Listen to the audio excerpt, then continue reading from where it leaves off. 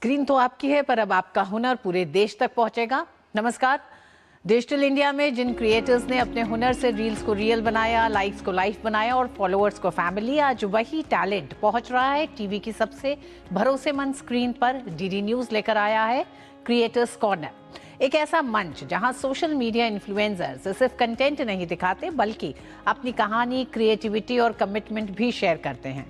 यहाँ हर क्रिएटर को मिलेगा पूरा क्रेडिट, आपका नाम, आपका चैनल, आपकी पहचान। मंच हमारा, क्योंकि हुनर का सम्मान होना चाहिए और पहचान होनी चाहिए राष्ट्रीय। तो तैयार हो जाइए रील से रियल तक, मोबाइल से मेन स्ट्रीम तक और सोशल मीडिया से राष्ट्रीय मंच तक के इस शानदार सफर के लिए। आप देख रहे हैं क्रिएटर्स कॉर्नर, जहां क्रिएटर्स बनते हैं सेलिब्रिटीज।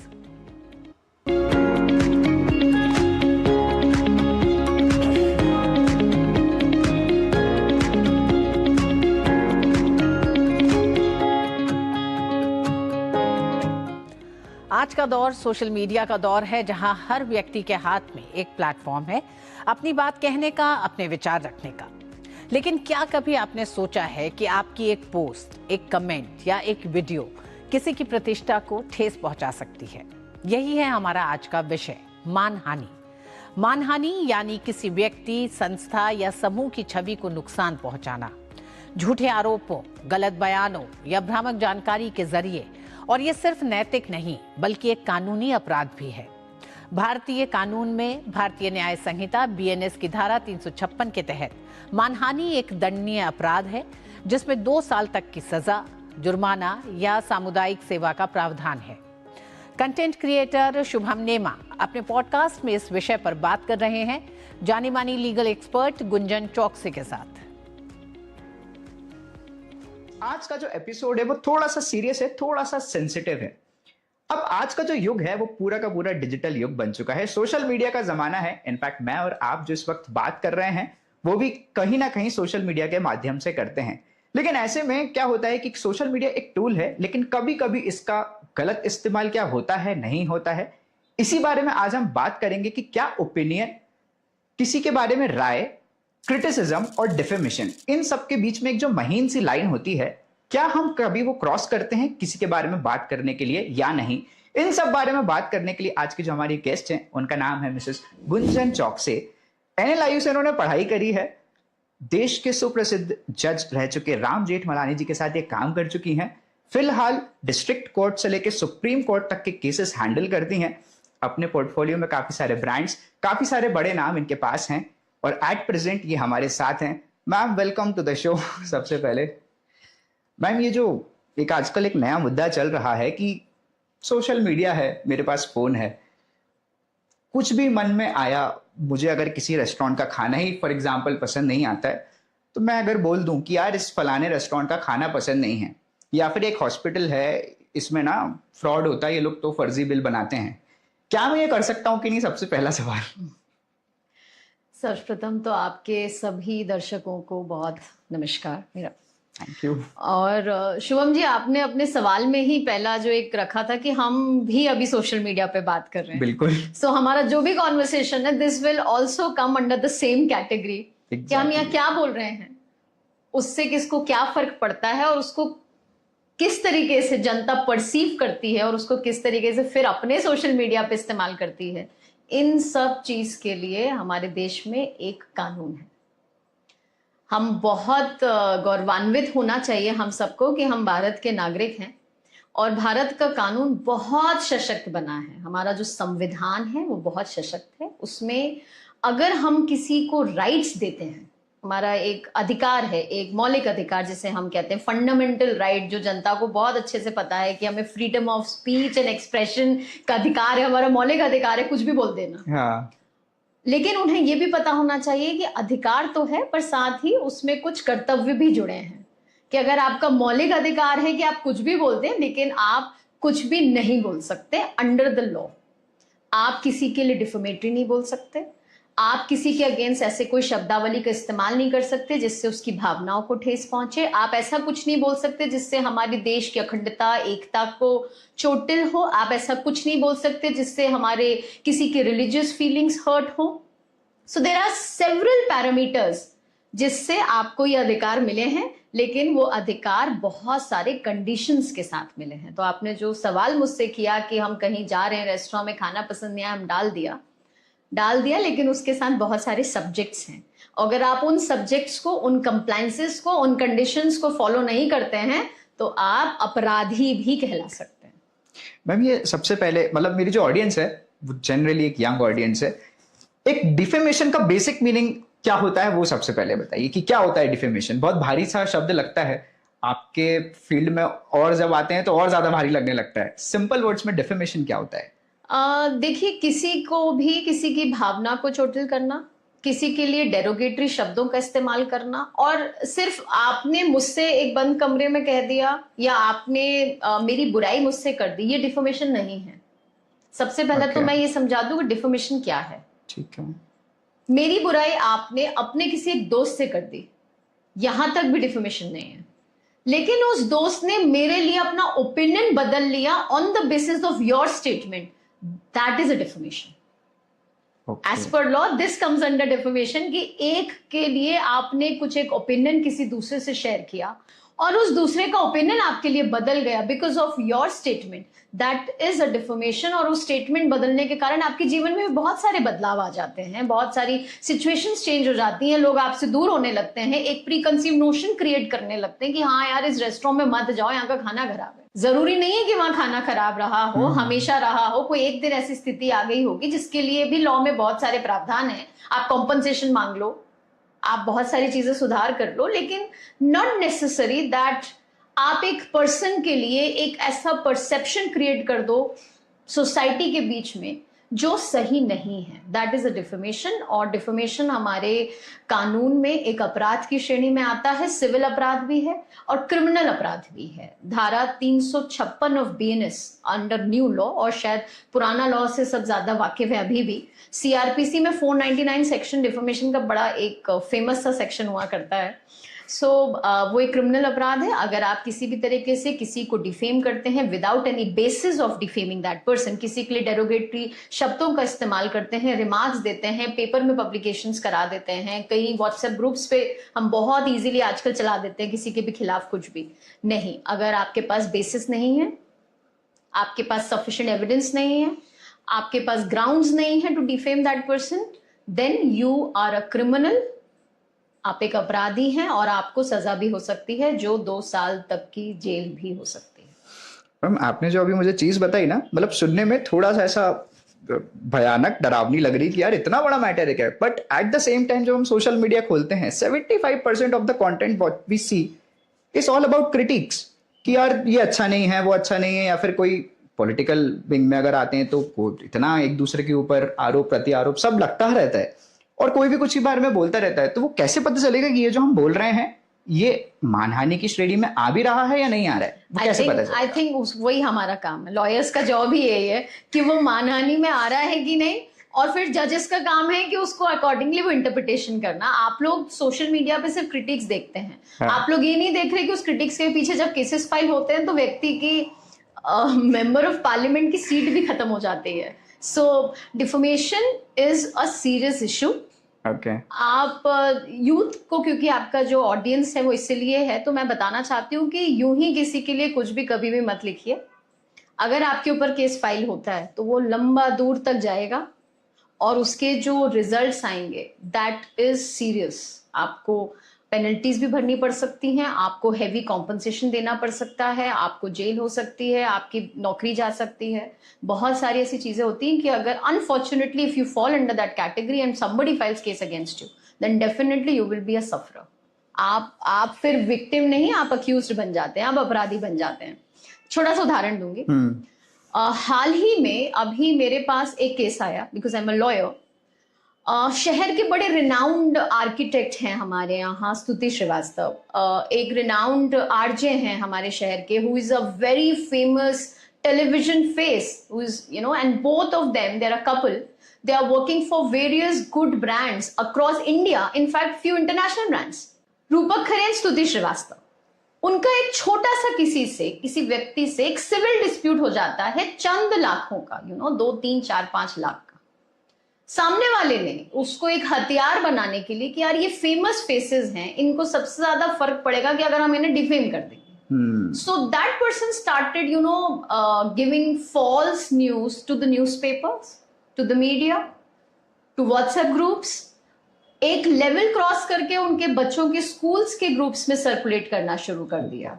सो उनको शायद लगा होगा कि ये बड़ा नॉर्मल है, इसके कुछ रिकॉर्डिशंस नहीं होने चाहिए. So that person crossed one level कि आप किसी से सिर्फ चंद छोटे से डिस्प्यूट के लिए आप किसी को डिफेम करना शुरू कर देंगे. This is defamation. I was shocked to see the documents when it came to me. And because of this, हमने criminal cases भी फाइल किया है. अब हमने मानहानि का दावा भी ठोका है, करोड़ रुपए का मानहानि का दावा भी ठोका हुआ है. हम सिविल कोर्ट्स भी गए हैं, हम थाने भी गए हैं, हम क्रिमिनल कोर्ट्स में भी अब हम सारी याचिकाएं दायर कर रहे हैं.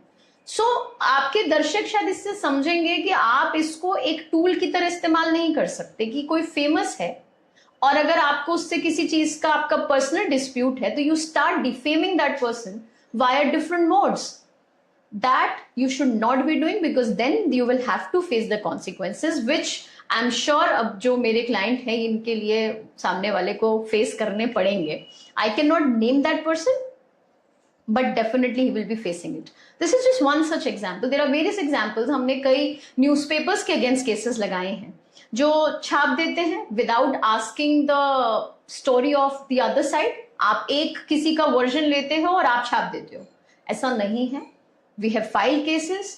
कोर्ट ने उनके रजिस्ट्रेशन तक कैंसिल किया न्यूज़पेपर्स के. So there is a concept of press council of India. लोगों को पता नहीं होगा क्योंकि आप लोग सब मीडिया ग्रुप से जुड़े हुए हैं.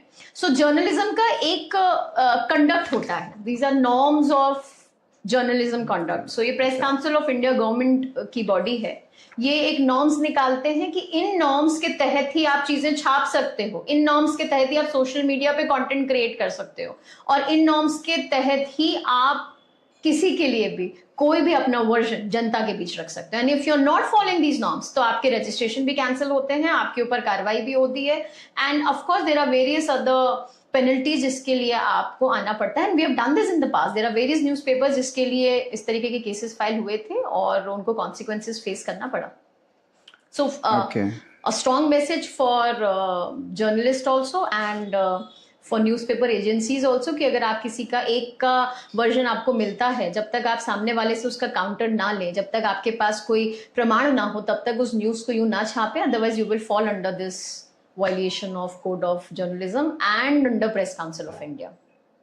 ऑलराइट, स्टिल मैं बात करना चाहूंगा freedom of speech and freedom of expression की. मुझे किसी से कोई समस्या है या फिर मुझे फॉर एग्जांपल हमने रेस्टोरेंट वाला एग्जांपल उठाया था, मुझे किसी का खाना नहीं पसंद आया, मुझे अच्छा वो अगर मैं वीडियो बना रहा हूँ या फिर वो मैसेज कन्वे कर रहा हूँ मैं दर्शकों तक कि यार भाई नहीं है ना वर्थ इट, आप इतना जो महंगा खाना दे रहे हो या फिर इतना बड़ा बिल फाड़ रहे हो मेरा हॉस्पिटल्स के केसेस में भी, ये मुझे वर्थ नहीं लग रहा है. ये एक सच्चाई है, मुझे लग रही है. इसको मैं कैसे पोर्ट्रे करूं without getting into all these cases of defamation and all? कानून है, आप जाइए कंज्यूमर फोरम, आप केस लगाइए. अगर आपको बिल में कुछ गड़बड़ियां हैं, खाने में गड़बड़ हुआ है, आप जो कंसर्न फोरम से वहां जाके केसेस लगाइए. But you can not put these contents on social media without any basis. आपका ओपिनियन है ये, सिर्फ this is your personal opinion. आपको सिर्फ उस रेस्टोरेंट का खाना पसंद नहीं आ रहा, that doesn't mean that you can defame that restaurant in front of the world. There are many other people जिनको वहां का रेस्टोरेंट का खाना पसंद होगा. हो सकता है आपके कुछ पर्सनल डिस्प्यूट्स होंगे उस व्यक्ति के साथ, आपका दोस्त है, पार्टनरशिप में नहीं जमा, आपने किसी बंदे को भेज के उस पे इस तरीके का एक पूरा क्रिएट किया और आपने उसको डिफेम करने लगे, जिससे उसको रिपरकशंस हुए ना. उसके यहाँ रेस्टोरेंट में लोग आना बंद हो गए, वो उसको एक नेगेटिव इमेज से गुजरना पड़ा. सो इन्हीं सब चीजों के लिए लॉ बना हुआ है. अगर आपको किसी से शिकायत है तो आपके पास करेक्ट फोरम्स हैं. Social media is not a legal platform. But मैं काउंटर है मेरा इस पर, ठीक है मैम. क्या होता है कि कोई भी इंसान सोचता है कि यार आपने बोला केस करिए या फिर आप कोर्ट के चक्कर लगाइए, ये सब कंज्यूमर फोरम में जाइए, थोड़ा सा ना उलझने वाला ये मामला लगता है कि यार कौन जाए, समय खर्च करे. आई मस्ट से बहुत इजी है. बेटर है ऐसा वीडियो उठाओ, अपना फोन उठाओ और बना के डाल दो या फिर व्हाट्सएप यूनिवर्सिटी पे डाल दो. चलिए शुभम, लेट मी आस्क, आपने वीडियो बना के डाला, आपको क्या मिला? आपको सिर्फ एक सैडिस्टिक प्लेजर मिला. आपको कुछ मिल रहा है उस वीडियो से? कुछ नहीं मिल रहा ना. आप कंज्यूमर फोरम जाओगे तो आपको कॉम्पनसेशन मिलेगा भारी. अगर आप किसी ने आपके साथ गड़बड़ किया है, कंज्यूमर फोरम जाइए, थोड़ा कॉम्पनसेशन भी रिसीव करिए। सिर्फ सैडिस्टिक प्लेजर ना लेते हुए जो कानून में प्रावधान है उस कानून के प्रावधानों के हिसाब से अब यूथ को चलना चाहिए। और कंज्यूमर फोरम बहुत आसान है, ऐसा नहीं है, आजकल ऑनलाइन कंप्लेंट्स आप दायर कर सकते हैं, वहां पे तो लॉयर की जरूरत भी नहीं है। ओके, बात करते हैं उस पार्टी की। अभी तक मैं इस तरफ से बात कर रहा था, किसी के ऊपर अगर ये केस लगा हुआ है डिफेमेशन का, ठीक है, और फिर वो जब कोर्ट या फिर अपना दलीलें पेश करता है कि यार इतने, हम सेलिब्रिटीज के केसेस में देखते हैं कि यार 50 करोड़ की मेरी मानहानि हुई है, तो आपको इतना कंपनसेट करना पड़ेगा। ये अमाउंट, ये वैल्यू कौन डिसाइड करता है, कैसे डिसाइड होती है? कोर्ट डिसाइड करता है। बहुत सारे पैरामीटर्स हैं कि अगर फॉर एग्जांपल जैसे मैंने आपको जिनका भी एग्जांपल दिया, मैं फिर से रिपीट इसलिए करती हूँ कि हम शायद हमारे दर्शक अब रिलेट कर पाएंगे। अगर आप किसी आर्किटेक्ट को डिफेम कर रहे हो, ठीक है, आपके उस स्टेटमेंट के बेसिस पे उस आर्किटेक्ट का एक दूसरा प्रोजेक्ट जो उनके हाथ में है, और वो प्रोजेक्ट अब हाथ से चला गया, कि सामने वाले व्यक्ति ने भी एक अपना माइंड बना लिया कि यार इसने इसके बारे में ऐसा कहा है, लगता है कुछ तो गड़बड़ होगा, और उसने उस प्रोजेक्ट को भी हाथ से ले लिया, तो उस प्रोजेक्ट का जो लॉस है that will also become my basis for claiming compensation. Okay, क्योंकि ओवरऑल लॉस है, आपके गुडविल का जो लॉस है, आप कितने बड़े व्यक्ति हो, आप कितना कमा लेते, अगर ये डिफेमेशन नहीं हुआ होता तो आपका लॉस कहां तक बच जाता, आप कितना और कमा सकते हो, आपने इतने सालों की जो आपका नाम कमाया है, टीवी इंडस्ट्री हो या आर्किटेक्ट एसोसिएशंस के बीच हो या जो भी है, तो आपको वो लॉस जो है वो आपका ग्राउंड बनता है फॉर क्लेमिंग द कॉम्पनसेशन। वक्त एक छोटे से ब्रेक का है। ब्रेक के बाद कुछ ऐसे ही महत्वपूर्ण और पहलू आपके सामने लेके आएंगे क्रिएटर्स कॉर्नर में। एक प्रकार से पीएम जय अब गरीबों की जय बन गई है। देश हो रहा है आयुष्मान, मुफ्त उपचार मिल रहा, अब कोई लाचार ना रहा, जन जन का हो रहा कल्याण। गरीबों की शान ये है स्वास्थ्य का वरदान। आयुष्मान आयुष्मान देश हो रहा। आयुष्मान भारत प्रधानमंत्री जन आरोग्य योजना के तहत करोड़ों लोग बने हैं 5 लाख रुपए के मुफ्त इलाज के हकदार। तो आप भी आज ही आयुष्मान ऐप डाउनलोड करें और आयुष्मान कार्ड बनाएं। अधिक जानकारी के लिए 14555 पर कॉल करें। पढ़ता है, खेलता है, झूलता उछलता है, दौड़ता कभी कभी दौड़ कराता है, आगे आगे बढ़ता है इंडिया, अमूल दूध पीता है इंडिया।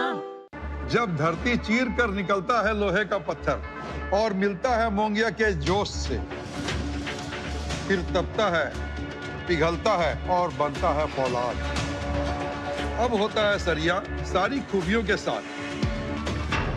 मोंगिया स्टील, मजबूत देश का मजबूत सरिया। गोल्डी छोले मसाले, जहाँ जाए रिश्ते बनाए। गोल्डी लाए हैं फ्रेश लॉक टेक्नोलॉजी, जो रखे मसालों को हर समय फ्रेश।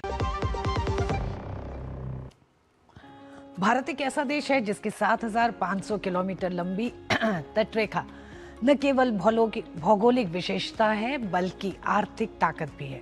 इसी ताकत को पहचानते हुए भारत सरकार ने शुरू की एक महत्वाकांक्षी पहल सागरमाला परियोजना। इस परियोजना का मकसद है बंदरगाहों का विकास, लॉजिस्टिक्स लागत को कम करना और तटीय इलाकों में रहने वाले लोगों के जीवन को बेहतर बनाना। सागरमाला योजना के तहत देश के बंदरगाहों को आधुनिक बनाया जा रहा है ताकि सामान की आवाजाही तेज और सस्ती हो सके। सागरमाला मैरीटाइम अमृतकाल विजन 2047 का भी एक अहम हिस्सा है, जिसका लक्ष्य है भारत को समुद्री क्षेत्र में वैश्विक नेता बनाना। इस विषय को और आसान भाषा में समझा रही हैं कंटेंट क्रिएटर पलाश प्रिया। हम रोज सड़क, रेल, ट्रैफिक की बात करते हैं, लेकिन क्या आपने कभी सोचा है कि समुद्र के रास्ते देश कितना चलता है? मतलब सामान, व्यापार, आवाजाही। असल में भारत का करीब 95% व्यापार मात्रा के हिसाब से और लगभग 70% कीमत के हिसाब से समुद्री रास्तों से होते हुए गुजरता है। अब सोचिए, अगर ये पूरा सिस्टम थोड़ा सा भी तेज, सस्ता और आसान हो जाए तो देश की अर्थव्यवस्था पर कितना असर पड़ेगा। यहीं से शुरू होती है एक सोच जिसका नाम है सागरमाला। सीधी भाषा में समझो तो ये कोशिश है कि बंदरगाह सिर्फ जहाज खड़े करने की जगह ना रहे, बल्कि पूरे विकास का एक सेंटर बन जाए। अब ये कैसे होता है? पहला, बंदरगाहों को आधुनिक बनाना मतलब पुराने सिस्टम्स को अपग्रेड करना, नई सुविधाएं लाना ताकि सामान जल्दी उतरे चढ़े, समय कम लगे। दूसरा, कनेक्टिविटी यानी कि बंदरगाह से सीधे सड़क, रेल और पानी के रास्ते जोड़ना ताकि सामान बिना रुके जल्दी पहुंच सके। तीसरा, उद्योगों को पास लाना और अगर फैक्ट्री बंदरगाह के पास होगी तो ट्रांसपोर्ट का खर्चा अपने आप कम हो जाएगा। चौथा, तटीय इलाकों में रहने वाले लोगों पर ध्यान देना मतलब वहां रोजगार, कौशल और मौका बढ़ाना। और पांचवा, सड़क पर बोझ कम करके पानी के रास्ते का ज्यादा इस्तेमाल करना। अब ये सब सुनने में कितना अच्छा लगता है, लेकिन असल में जमीन पर क्या बदला? तो थोड़ा डेटा आसान भाषा में समझते हैं। करीब 842 प्रोजेक्ट शुरू किए गए जिनकी कुल लागत लगभग 6 लाख करोड़ रुपए के आसपास है। इनमें से 300 से ज्यादा प्रोजेक्ट पूरे भी हो चुके हैं। बंदरगाहों की क्षमता बढ़ी है। जहाजों का इंतजार करने का समय जो पहले करीब 96 घंटे होता था वो घटकर लगभग आधा रह गया है। मतलब काम तेज हुआ। और एक और दिलचस्प चीज, जहां पहले पानी के रास्ते सामान ले जाना कम होता था, अब उसमें करीब 7 गुना बढ़ोतरी हुई है। यानी कि धीरे धीरे सिस्टम बदल रहा है। और अब एक आसान सा उदाहरण है, अगर आपको 10 घंटे रास्ते से सड़क से जाना पड़े और वही काम आप 4 घंटे में पानी के रास्ते से कर लो तो आप क्या चुनोगे? यही बदलाव कुछ जगहों पर देखने को मिला है जहां सफर का समय आधे से भी कम हो गया है। और इसका असर सिर्फ ट्रांसपोर्ट तक सीमित नहीं है, रोजगार पर भी असर पड़ा है। अनुमान है कि इस तरह के कामों से करीब 1 करोड़ तक रोजगार के मौके बन सके। अब एक बड़ा सवाल, क्या ये सिर्फ बंदरगाह तक सीमित है या आगे कुछ और बड़ा होने वाला है? क्योंकि अगला चरण और भी बड़े निवेश और विस्तार की बात करता है, जहां बंदरगाह, उद्योग, पानी के रास्ते सब मिलाकर एक बड़ा नेटवर्क बनाते हैं। मतलब साफ है, बदलाव धीरे धीरे हो रहा है लेकिन दिशा बड़ी है। और सबसे दिलचस्प बात यह है कि ये बदलाव ऐसा है जो दिखता कम है लेकिन असर हर जगह डालता है। सस्ता सामान, तेज डिलीवरी, ज्यादा मौके। तो अगली बार जब आप कोई चीज खरीदे या किसी शहर तक सामान पहुंचाए तो याद रखना, हो सकता है उसका सफर समुद्र के रास्ते होकर आया हो। और शायद यही वो बदलाव है जो चुपचाप देश की रफ्तार बढ़ा रहा है। और इसी के साथ आज के क्रिएटर्स कॉर्नर के क्रिएटिव एपिसोड में इतना ही। अगर आपके अंदर भी है कुछ अलग करने का जज्बा तो आप अपना कंटेंट हमें ddnews.creatorscorner@gmail.com पर भेज सकते हैं या फिर आप 8130555806 नंबर पर व्हाट्सएप भी कर सकते हैं। क्योंकि क्रिएटर्स कॉर्नर में हर क्रिएटर की कहानी मायने रखती है। हर आवाज को मिलता है पूरा सम्मान, पूरा क्रेडिट। अगले एपिसोड में फिर मिलेंगे नई सोच, नए चेहरों और नई क्रिएटिव उड़ान के साथ। क्रिएट करते रहिए, प्रेरित करते रहिए और देखते रहिए क्रिएटर्स कॉर्नर सिर्फ डीडी न्यूज पर। नमस्कार।